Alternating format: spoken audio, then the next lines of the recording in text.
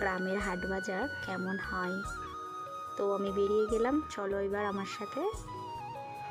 সপ্তাহের 2 দিন আমাদের এই গ্রামের হাট বসে। আর এই হাটে দেখো কত লোকজন এসছে। প্রত্যেকেই সপ্তাহের এই 2 দিন আসে তাদের সপ্তাহের বাজার করতে।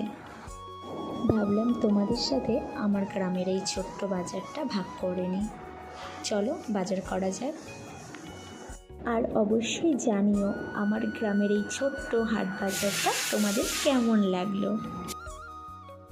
আজকে বেশি কিছু সবজি বাজার করা হয়নি, কারণ আজকে তো শনিবার, আবার মঙ্গলবার হাট আছে। বেশি সবজি একবারে নিলে সব সবজি নষ্ট হয়ে যাবে। এর থেকে ভালো হয় যদি সামনের হাটে আবার আসি, টাটকা টাটকা সবজি নিতে পারবো। কি বলো তোমরা?